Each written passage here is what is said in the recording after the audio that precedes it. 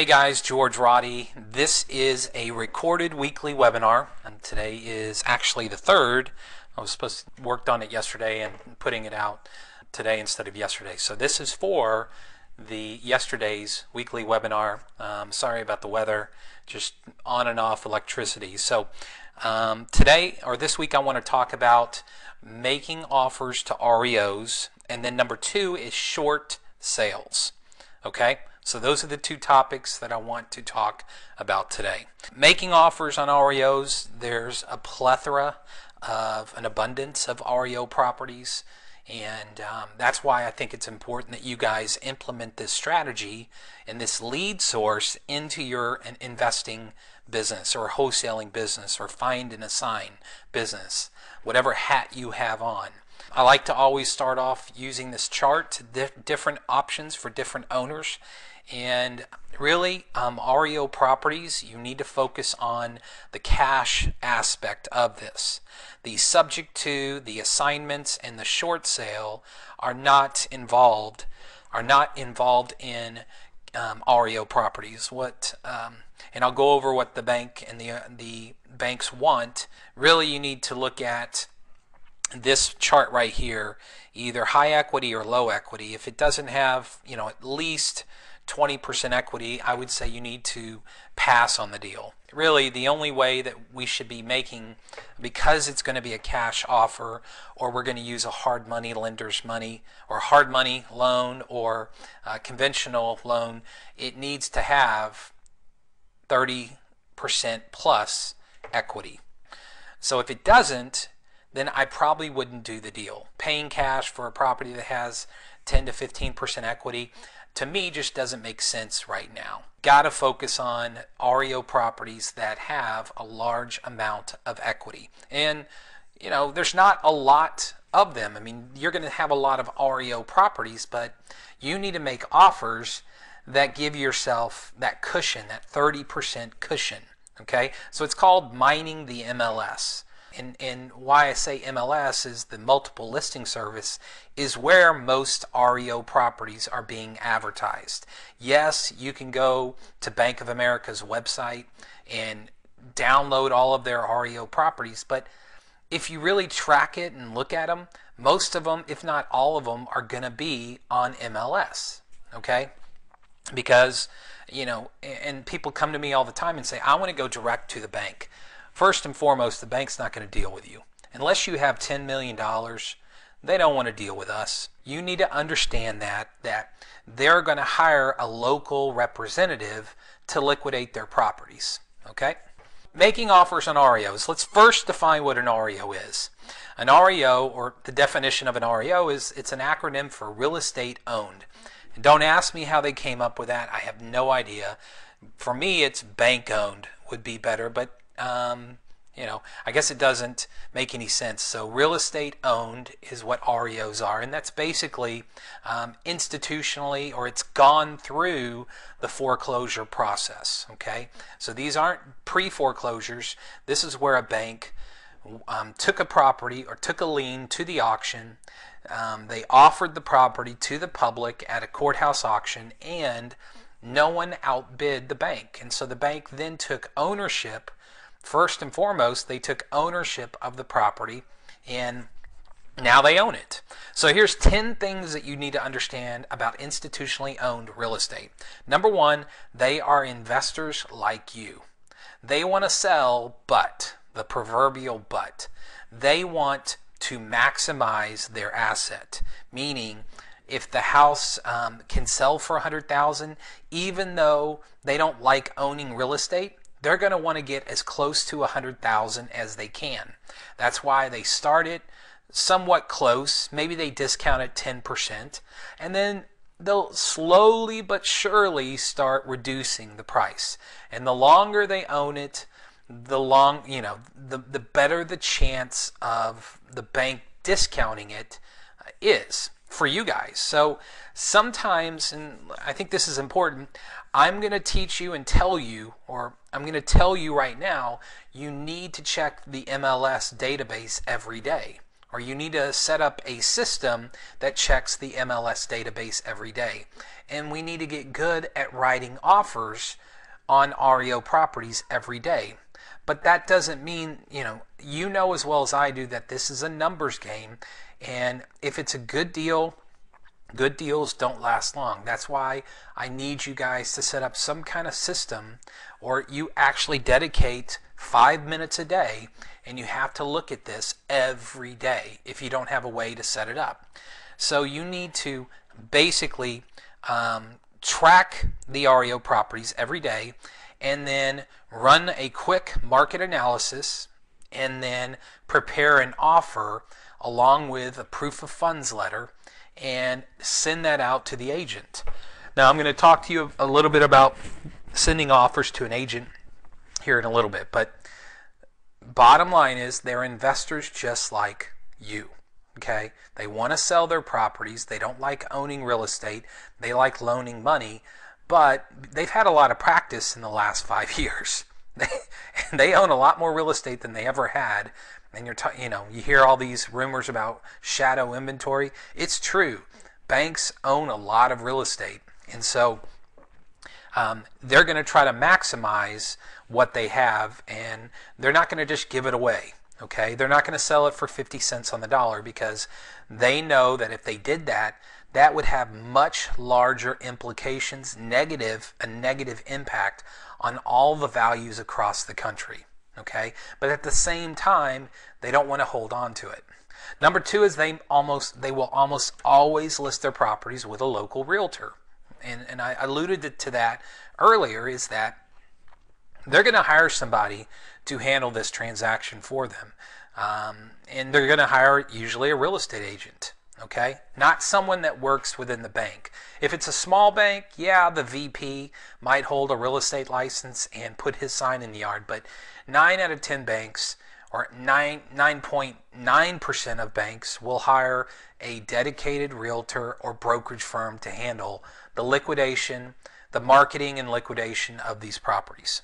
Number three is they don't like tire kickers. They don't like, 3 and 4 are kind of the same, but they want to know that you can perform. Okay, and so if you are bouncing around, or if you put in a lot of contingencies into your contract, they're just going to reject it. So they like clean, simple contracts, or clean, simple fields or elements of the contract, and that makes sense to them. So you need to understand, don't put, that the sun must rise in the west and set in the east, because it's just not going to happen. Number 5 is they like cash offers. Here's the facts.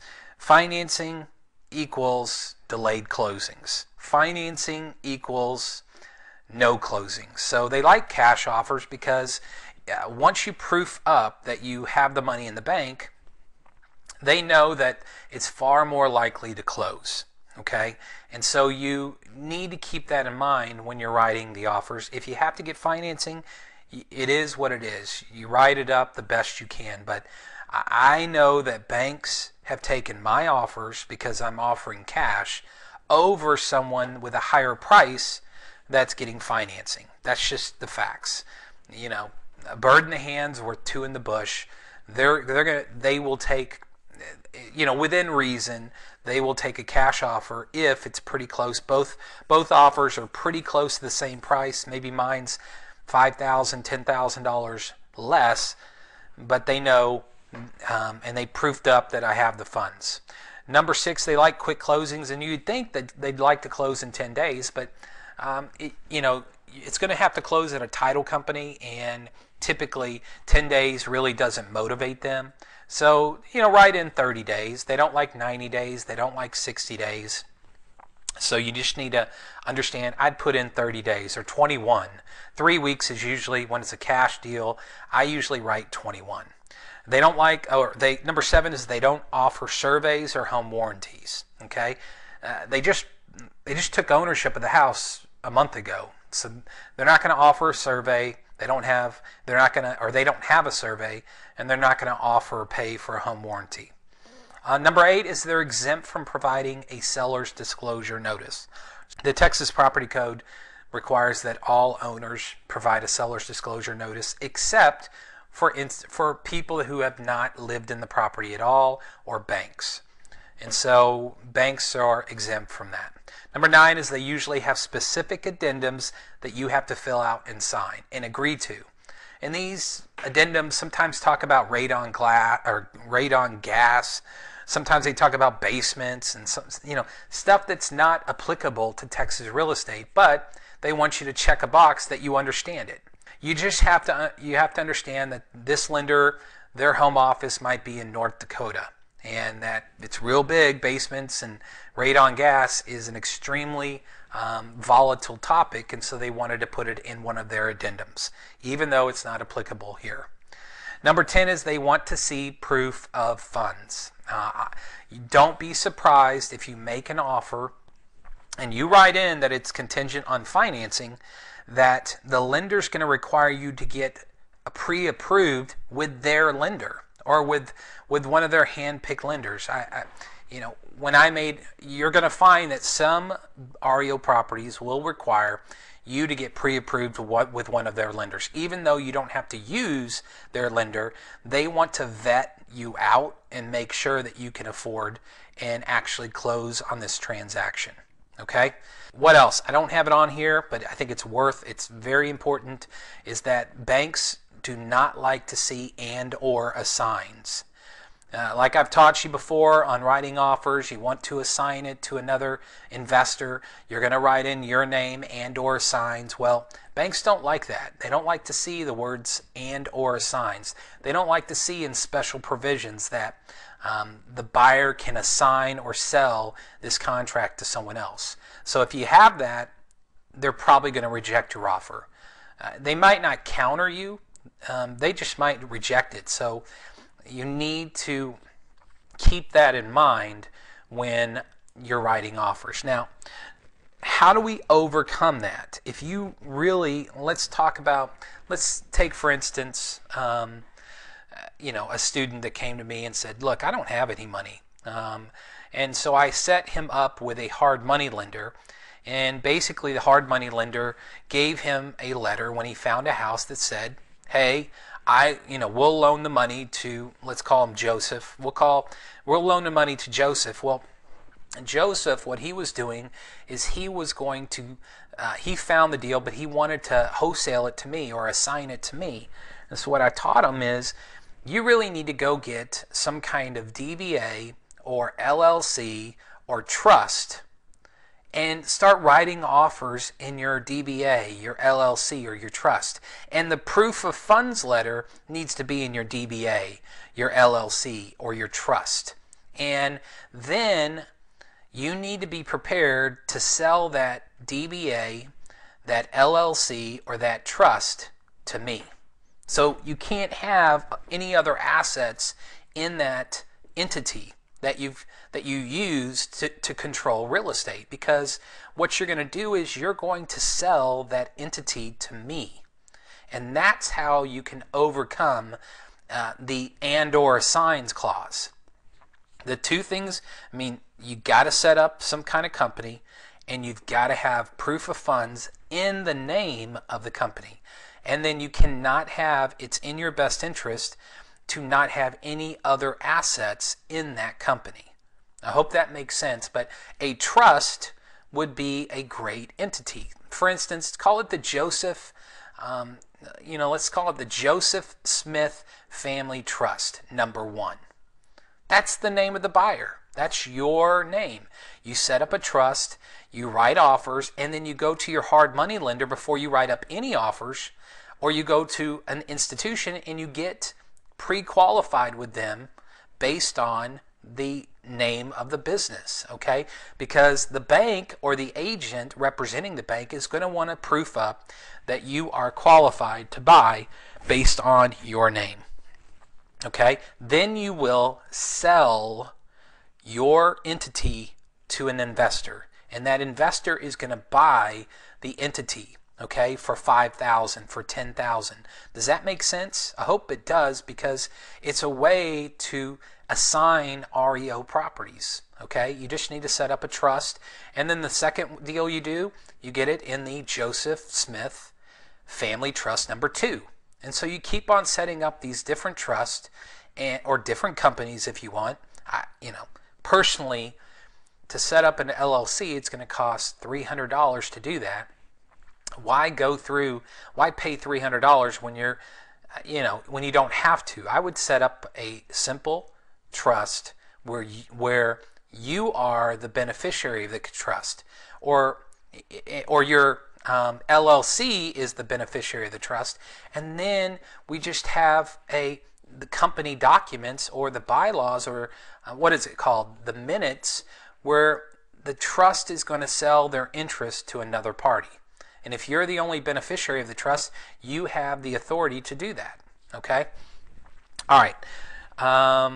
I think that's it on this page. Oh, last thing is, let me add one more. It's their way or the highway. Okay? You need to understand that if you don't do what the bank wants, they're just going to reject your offer. So if you don't agree with something, then you can ask the agent, but just because you don't want to sign something, an addendum, doesn't mean that they're going to look at your deal. They're not going to balk, or they're not going to accept something without you filling out all of their addendums and writing the contract exactly like they want it. Oh, another thing, number 12, I guess, is, and I failed to mention this, but I think it's worth noting, is earnest money. A lot of times, I like putting in 3 to 5% of the sales price. Okay? It just shows them that you're not, it goes back to number 3, which is tire kickers. Basically, if they see that you're putting up $5,000, $3,000, $5,000, even $10,000 as earnest money, they will take you more seriously. Obviously, you need to proof it up. You need to proof up that you can buy the whole thing. But if you put on a $100,000 house and you put up $10,000 as earnest money, they're going to take you seriously, a lot more seriously than someone that puts $500 up, if that makes sense.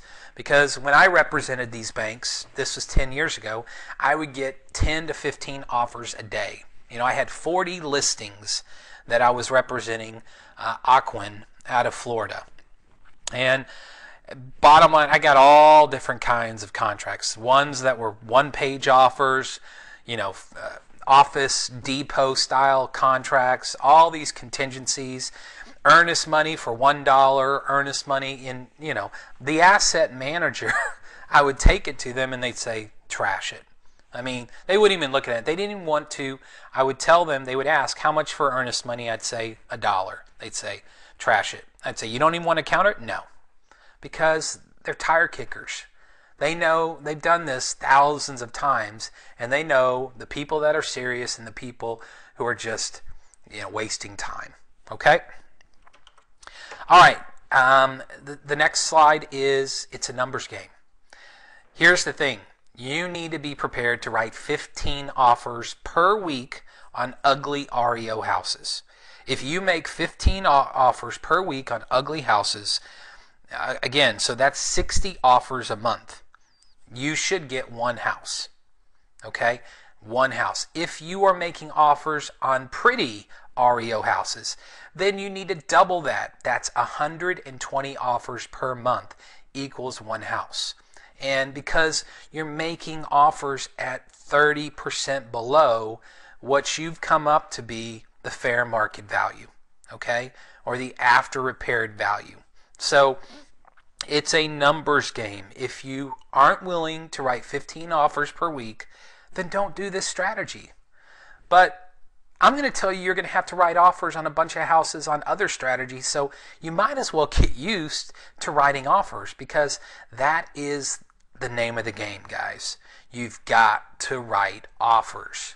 All right? I don't know how to buy real estate consistently. Well, I know one way, buying at the auction. At the auction, you don't have to write up offers. All right? But guys, I have to research 100 properties a month to guarantee myself 1 to 2 properties. Really, it's about the same. It's at least 60 properties for me to guarantee that I buy one house. All right? And Sometimes they get more, but I usually walk away and have an opportunity to buy a house out of 60 properties that I've researched. When making an offer, the cleaner offer, the better. That goes back to the contingencies. Call the agent. Number 3 is call the agent before you make the offer. Don't go by the status in MLS. And what I mean by that is just because the MLS shows that it's active doesn't mean it's active. They could have 14 offers on the property, and the REO real estate agent hasn't updated the MLS. So the first thing you need to do is call the office of the agent and ask them, is this property still on the market? And what I typically do is I tell them, I'm going to make you a low ball offer, and here's what the numbers are. And sometimes the agent will say, George, don't waste your time. And, that's crazy. That's an insult. My asset manager will ban you forever. And I just say, you've got to make a determination of whether you push forward and make the offer because I told you, or take their word for it and don't write the offer. Some agents, I take their word for it and I don't make the offers, but most I write up the offer because I know if I write 60 offers a month, I'm going to get at least one house. Check the MLS database every day. Every day there's a deal in DFW, period. So you need to set up a system where you're checking it every day, okay? And because I'm a licensed agent, I have the ability to do that through the MLS Netris system. But I know some of you guys are investors and you don't have access to Netris, but you have access to Property Analyzer Pro, and there's a way that you and you can't do, I don't think in Property Analyzer Pro you can do save searches and it checks every day, but if you can do that, do it. You absolutely, every day there's a deal in DFW. Now, there might not be a deal in your neighborhood, but the good thing is, if you're checking it every day, you get trained to do this, and you're going to be successful in this business. Okay, what do you need to submit an offer? You need the contract, okay, and you get that from the Roddy Network library under the documents or document library. You need your proof of funds letter, either from a conventional or hard money lender. You need to fill out all and sign all of the seller addendums. And then you need the agent's phone number and email address, because a lot of times they want you to email it or fax it. Just get that and you chart it. You log it in. Hey, I made an offer on this property. And it would be good for you to chart how many offers you make, because sometimes these agents, they won't get back to you for a week. And you need to put, today I wrote 5 offers. And in 3 days, I need to call. So part of my day is following up with the agents that I made an offer. And a lot of times they say, oh yeah, we got your offer. That was ridiculous, George. I mean, that was an insult. I can't believe your family. And I'll hear everything. But at the end of the day, I tell them, look, I don't know how many properties you've bought, but in my opinion, I've got to make a lot of offers in order to get a few. And I'm a cash buyer, so if you know of a deal, and that's where I use that as, if you know of a good deal, let me know. And that's how I spin that, because I'm in the business of buying discounted real estate. I'm not in the business of paying retail for real estate. So I think that's it on this slide. Okay, so how do we write the offer up? You've got the promulgated form, and I'm just going to kind of go through 13 kind of items that I think you need to think about. Number 1 is get your lender to create the proof of funds. Number 2 is buyer name. It's your company name or your trust name. Or, bottom line, don't be writing offers. You shouldn't, for liability purposes, do not write deals in your name, period. That's just, we're in such a litigious society that anything can happen, and if you put stuff in your name, there's a whole gamut of things that could happen. So you need to go set up a company, you need to go set up a trust, you need to go set up a DBA, something, but do not put it in your name, okay? And DBA is not going to really protect you. I would say set up a company or set up a trust. Number 3 is the sales price. If you are making a cash offer, then it's, paragraph 3A, 3B, and 3C. Cash, 3B is financing, and 3C is the sales price. So if you're getting financing, fill it out accordingly. Okay, talk to your mortgage broker or your bank about what kind of financing, how much is how much down you're going to put down and how much you're going to get financing. Number 4 is earnest money. Put 3% minimum on REO properties, minimum. Okay, so if it's a $100,000 offer, you're going to put $3,000. Number 5 is the seller pays for the title policy, but most REO lenders or properties, the buyer doesn't get to choose where to close. Personally, and this was asked by a student today, is there a title company you recommend? Yeah, an investor-friendly title company. Capital Title, Trinity of Texas, Republic, Hexter Fair.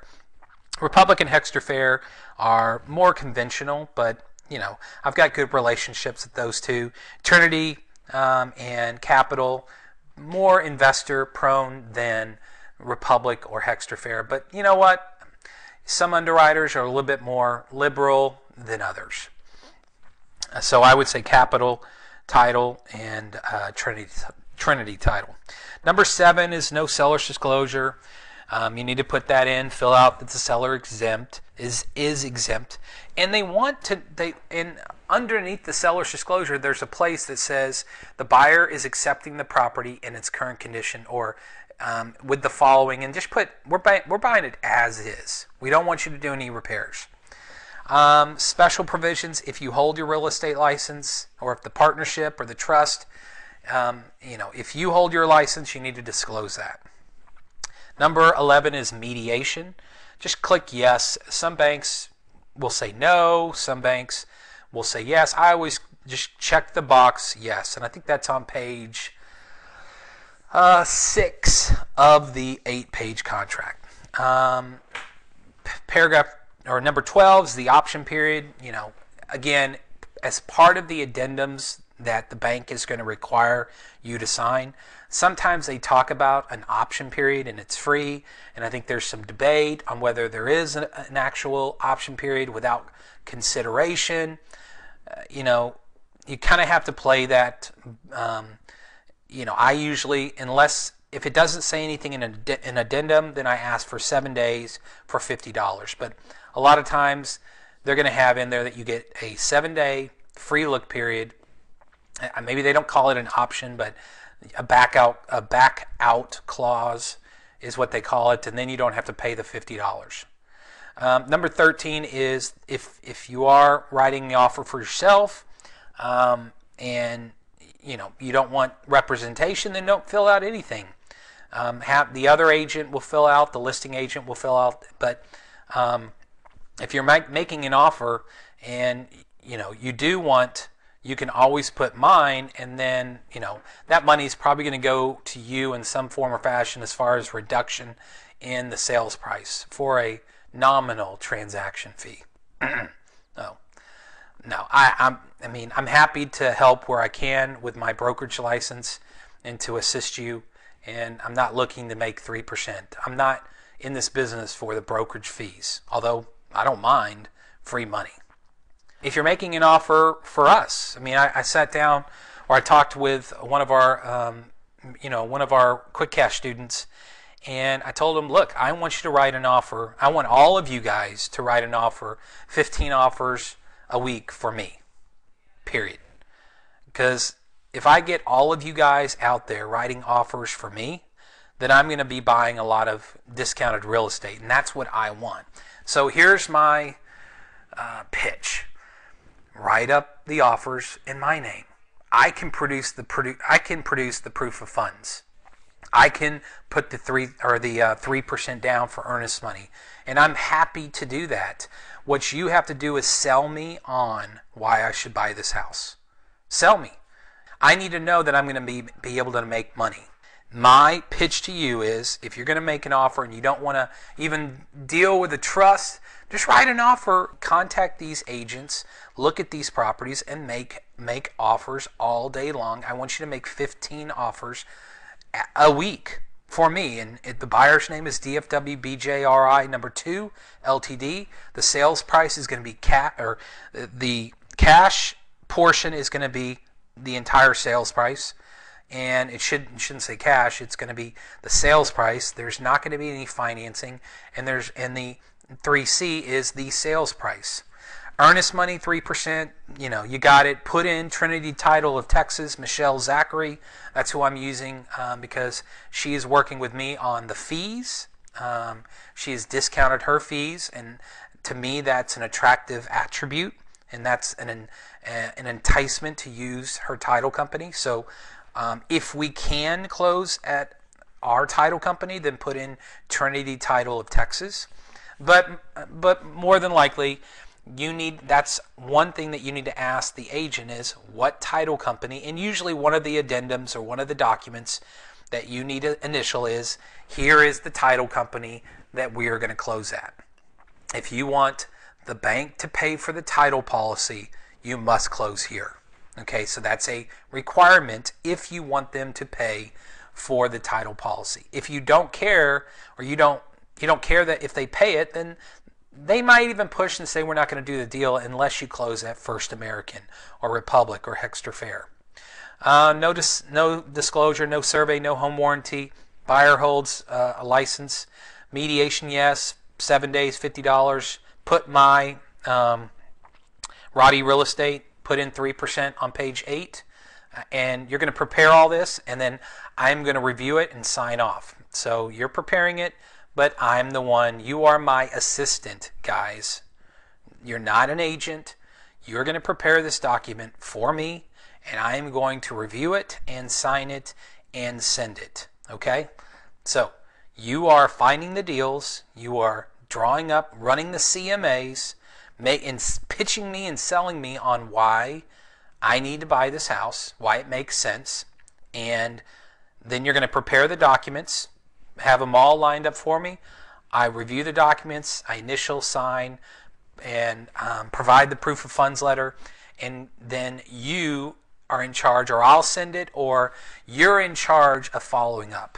Okay? This is your baby, not mine. Ultimately, I'm going to buy it, but your job, because you're my assistant, okay? I don't want that to be degrading, but legally, you're working under my tutelage or under my company, and you don't have to be a licensed agent to draw up the document or to fill in the promulgated document for me. All right, and then 13 is submit the lead.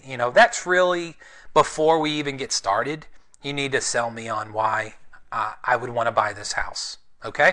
That is it for REOs. Hopefully you guys gained some good knowledge about the back office of REOs. Now I want to go into short sale leads. So let's do that. Basically, short sale leads we're focusing on the no equity or negative equity. The parties or the sellers out there, and I say sellers, is we're doing our marketing to people that we think are motivated, that might want to sell. They respond to our advertising, to our marketing efforts, to our marketing campaign, and then we start gathering information about what they do, and we determine that there's no equity and or negative equity. And no equity is 1 to 9%. So if there's less than 9 or 10% equity, then it's most likely going to be a short sale. We can do a subject to an assignment, but I'm not going to tell them that's what we are going to do. It kind of depends on what are the terms of the deal. And what I mean by that is, if they are current on their mortgage, then we might be able to do a subject to / mortgage assignment. But if they are behind on their mortgage and they have and they only have 5% equity, then most likely we're going to have to do a short sale. And obviously, if they owe more than the house is worth, then we're going to have to do a short sale. What are short sales? These are owners that want to sell their home, but they have less than 10% equity in their home. Okay? Now, I think it's important that the steps of a short sale is communication. We need to communicate with the seller, okay, or the owner that potentially could be a seller. We need to communicate the advantages. The advantages are we are going to avoid foreclosure, which is good. Number 2 is you get to live in the home for the next 3 to 6 months because there's nothing short about a short sale. Number 3 is you, Mr. and Mrs. Homeowner or Mr. and Mrs. Seller, there is a chance that the bank will actually pay you to do a short sale. See, they offer people all the time cash for keys, and so it makes sense for them to give an incentive to a seller to work with the bank and do a short sale. Because why? The banks have determined that they minimize their losses when they bribe a seller, or they, pay a seller. Number 2 is communicate the negatives. I think it's important that you tell both sides of the coin. And the negatives could be the tax implications that could occur for some sellers. For instance, if there is a owner and this is their investment property, then more than likely the lender has the right to 1099 the owner. And basically a 1099 is earned income. And that occurs when it's an investment property. But if it's and that's a negative. Another negative is some lenders want the seller to sign a promissory note agreeing to pay back the lender the monies that they discounted the paper or the note. For instance, if we performed a short sale and the owner owed, let's say, $120,000, and the lender was willing to take $100,000, there's $20,000 of a deficit. And so some lenders will want the owner to sign and agree to pay back the $20,000 over the next 10 years. Now, what I've learned is that this is an unsecured lien, and that it can get wiped out in a bankruptcy, and they can't do anything. They can't foreclose on anything to try to collect on that, but that is a negative, and that is something that needs to be mentioned to a seller. Number 3 is run a title search and run a market analysis. Let's find out really where they're at. Kathy called me and said, well, on a short sale lead that we have, and she said, really, I think this house could sell for $150,000, and this guy owes only $130,000. So is it really a short sale? And I said, if the house will sell for $150,000, Kathy, then probably not. And because we can sell it for $150,000, and after commissions and closing costs are paid off, they're probably, the bank is going to be satisfied completely. But in this market, can we sell it for $150,000? Because if we sell it for $140,000, then it is going to be a short, real close to being a short sale. So you need to run the analysis, and you need to know how many liens do we need to communicate with. The worst thing you can do is, think that you have a short sale lead that you're going to get paid on, only to find out that when I do a title search, there's 3 other liens, and it's not going to work because one of the liens is the IRS, or because, I can short an IRS lien, but what if it's back taxes? I'm not going to be able to short back taxes, period. So all I'm saying is let's know that before we sit down with the homeowner, just so we can understand what we're dealing with.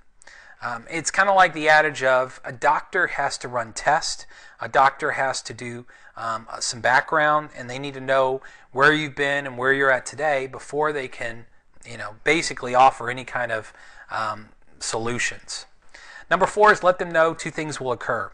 We are going to list the property. When I say we, it's Roddy Real Estate. If you bring it in and want us to process it, we are going to list the property. Our sign is going to be in the yard, and let them know that a Roddy Real Estate sign is going to be in the front yard. A Roddy Real Estate sign is going to be in the window. Number 2 is let them know that we are going to have an investor that is going to make an offer on the house, and that offer is going to be far less than what they owe. But this is what most banks require in order to process a short sale. So they need to know that, and we need to get a heads up so we can prepare the listing agreement and the addendums and disclosures that we have to make sure the seller understands. So Roddy needs to talk to the sellers, okay? And let them know that the lowball offer, we do not believe the bank is going to accept this, but the only buyer we know that's willing to write an offer and close in 30 days and is most likely with a house in that state, in its current state, is an investor. And we have investors that are going to make an offer, and this is what's going to kickstart the short sale process. Number 5 is call our office. We need to talk to the client. So we need their information. We need to know that they're going to be looking for our call. Number 6 is gather all the documents that I'm going to go over on the next slide. You need to gather this information from the owner. And then number 7 is you need to email, fax, or bring the documents to us. Now, you can upload it to Roddy Network, and I've given you the link. Roddy Network, it's under the document library, and it's submitting a lead to Roddy, and that is where you need to save it as a PDF. And if you don't know how to save it as a PDF, then you need to watch a video where I talk about submitting a lead to Roddy, and that's where you need to save the packet and you need to go and download some freeware called I think it's called pdf995.com, pdf995.com. And then you can fax it or come to the office. We've had all three, but the easiest for you guys is probably upload it to Roddy Network. What to do depends on what type of first lien they have. Let me explain that. Part of the due diligence work that you're going to have to do is determine what type of loan is it. Okay, the lien, we understand that they owe 120 and the house is worth 100, but what type of first lien is it? Is it an FHA loan, a conventional loan, a Fannie or Freddie Mac, a VA loan? And where you find that is when you do a title search, the first page, you do a title search and you come across the deed of trust. And if you've taken my title research class, you know what that is. The deed of trust is the recorded document that spells out the loan amount and the expiration date. On the first page, it will tell you whether it's an FHA loan or a VA loan or a Fannie Mae, Freddie Mac loan. And here's what you need to do. I didn't put this visual aid, but y'all need to close your eyes and think about this. When you're looking at the screen, an FHA loan will have a case number on the top right. So on the top right, you'll see it will say FHA case number, and then it will have a case number of, I think it's about 12 digits. It's either 10 to 12. Now, if it's not there, then it's not an FHA loan. If it's a VA loan, it will be in the middle of the page. It will say Secretary of Veterans Affairs. Okay? If that's not there on the first page, then it's not a VA. Look down at the lower left. It will say single family 1 to 4 family. Okay? Single family 1 to 4, I think it even says Fannie Mae. If it says that, it's a Fannie Mae. If it doesn't say any of those, then it's a conventional loan. So if it doesn't have a case number, if it doesn't have a VA, if it doesn't have Fannie Mae down at the lower left, then it's a conventional loan. So if it's an FHA loan, they need to understand the process, and here it is. The process on an FHA loan is that the seller is going to have to take a certification class. They are going to have to go either over the phone or in person and get like a Know Your Rights or Know Your Options class. It's about a 45-minute class, but they need to understand that they're going to have to take that before the short sale is finalized. So they're going to have to commit time, energy, and effort in order to process this short sale. This is the only type of loan that I know of where the owner has to take a Know Your Options class. Okay? What's going to happen is we're going to submit all the paperwork to the lender, and because this is FHA, it's going to be put into a certain program, and then FHA or the lender is going to they're going to send out an appraiser to basically value the property. And that appraiser then is going to report back to the lender, and they're going to determine what sales price they want it to be listed at. And they have it's called 88, 86, 84. It's 88% of the appraised value is what it is for the first, I think it's the first 60 days. Then it goes to 86% for 30 days, and then it goes to 84% the next 30 days. After that, then they want to reevaluate it. But basically you have 4 months to try to get this property sold. The first 2 months, but they're going to determine the appraiser is going to tell the lender what they think the house is worth in its current condition, and then the lender takes 12% off that. Now here's the key. It's the appraisal. If the appraisal comes in high, then you're toast. It's a dead deal, and the house won't sell, and you won't get paid. It's important that you do whatever you can in order to help the appraiser understand the value of this property. Because what we found is appraisers they're all different types of appraisers. There's good appraisers and there's not so good appraisers. And this whole transaction is based on this person's valuation. So if it comes in high, again, that spells problems for you. And this is like the gospel to the lender, because they've hired this, FHA appraiser, and that's the gospel, that is the word. And anything that we try to say that is not that appraisal value, the bank's going to think that we're trying to pull a fast one on them. So what you need to do is you need to communicate. You need to meet the appraiser. You need to get the appraiser to call you. You have the key to open the door. That's it. The appraiser can't go over there without meeting you. So you have the key, and you need to take the key out of the lockbox, which I'm going to provide you. I'm going to provide you the lockbox, but you need to go over there, take the key out of the lockbox, because you want to meet the appraiser over there and let them know how happy you are to see them. Let them know how happy you are to have an offer on this property, and why that offer that you have on the property and what the sales price is, why you're so excited about that and so lucky to have this because you've had this property on the market and have had zero activity.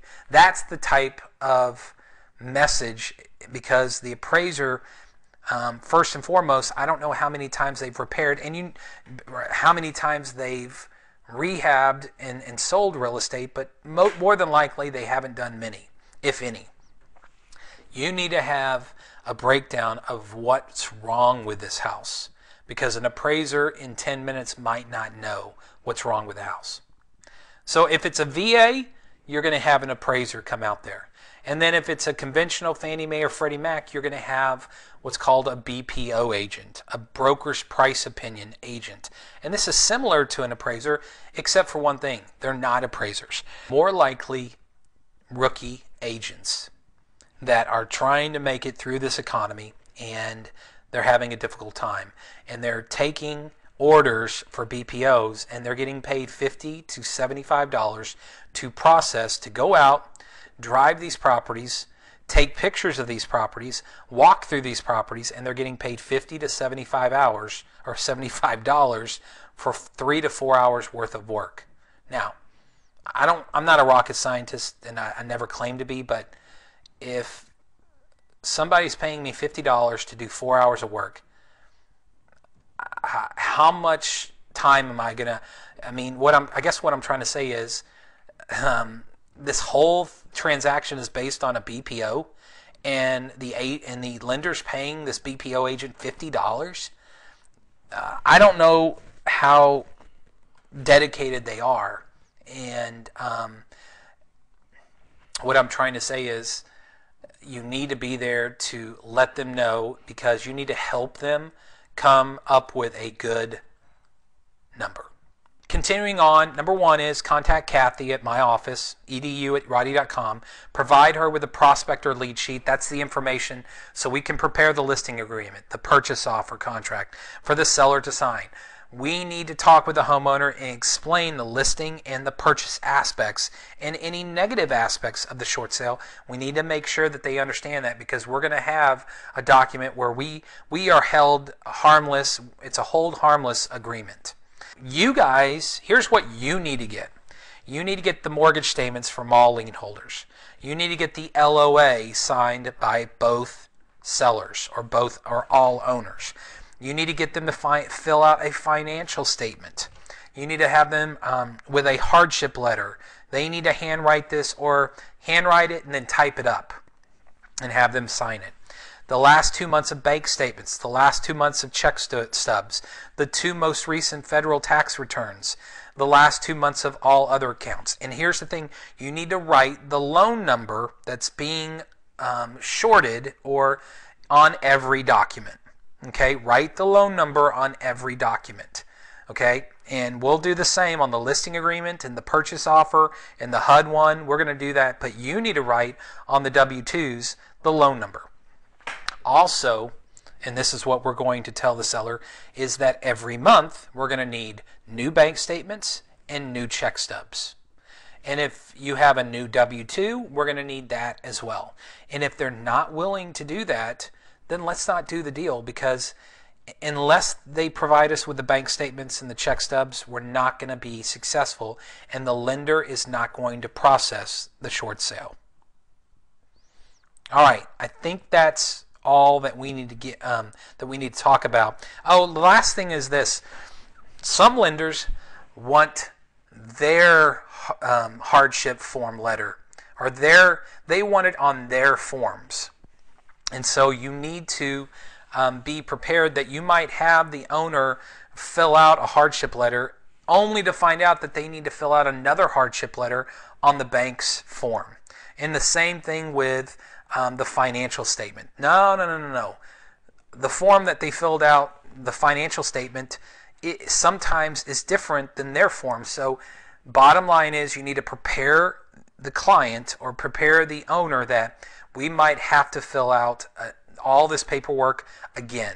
And what I'm going to do is, once you get the LOA, we're going to call, and we're handling the processing of this. You guys, what I'd like to do is make sure that you're going to get all this information for us, but let me go to the bank and contact them and see if we need to get it on their forms or if our forms are sufficient. So all I need to do is get an LOA, a letter of authorization, fax that in, wait a couple days, and then I can start talking to the lender about what forms do you need. Here's the forms that I'm going to get. Do you want it on your form or do you want it on our forms? Okay, that's important, but make sure whatever you fill out, it's got the loan number on the top of every sheet. Here's what we're going to prepare, or you're going to prepare the comps. You're going to upload those to Roddy Network. That's part of your POP, your property overview packet. We're going to prepare the contract, the purchase contract signed. Again, we need to get in the loop because we have to communicate with the seller. You need to print out the ugly pictures and prepare a and create a repair list. I want you to walk through and tell me what's wrong with the house. Okay, I'll put the numbers, I'll add it up, but I want you to write down everything that's wrong with the house. The seller needs to be forthright in everything. And so if the HVAC is shot, we need to know about that. If the roof is 15 years old, we need to know about that. If if you can see that it has cracks everywhere, you need to make that note. If the carpet's shot, we need to know that. Windows, we need to know about that. So you get the gist of what I'm trying to say. You need to prepare a repair list. The last thing is the HUD one. We're going to prepare that. That's going to be part of the contract. I'm going to fill that out, so you don't need to worry about that. But this is quintessentially what you need to do, and it's a lot of work, but there's a lot of these leads. So you can make a good living processing short sales, or excuse me, finding short sales. All right, so let's summarize. Mining REOs or mining the MLS can be profitable if you make lots of offers. And just holistically, if you're writing a lot of offers, you're going to be doing deals. If you don't write a lot of offers, you're not going to be doing a lot of deals. Real estate investing, think about this, is the only business where you can fail 95% of the time and still make good money. I mean, you're going to get rejected when you write these offers to banks. I mean, you're going to get chewed out and chastised sometimes. but keep your eye on the prize. That's all I can say is I write a lot of offers, and that's why I buy a lot of real estate. You guys have to do the same. Remember to get all the documents filled out back to the bank. The proof of funds, POF, is the proof of funds letter before you submit the offer. And that's really to summarize REOs. Now let's talk about short sales. Short sale leads are everywhere. They're less than 10% to negative equity. So I don't want to hear I can't find short sale leads. Number 2 is focus on finding the deals. Let someone else process the deals. You don't know how to process them. You don't need to learn how to process. You can, because it's not rocket science, but you need to focus on finding the deals and bring them in to a processing center. Number 3 is make sure the owner and seller know what's going to happen. The ramifications, good and bad, listing of the property, and a low ball offer, and then it's the waiting game. Okay? Like I mentioned before, there's nothing short about a short sale. Even though, I get these emails saying that it's faster. Yeah, I mean, it has been streamlined better than the last 3 years, but it's still a process. It's still going to take 90 to 100 to 120 to 180 days. And that's good if the seller doesn't have to be making any payments while this is going on. Okay?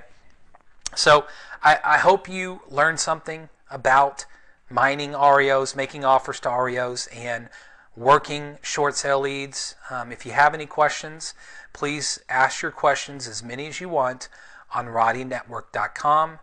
And I guess that's it. So thanks for listening, and I'll talk to you guys next week.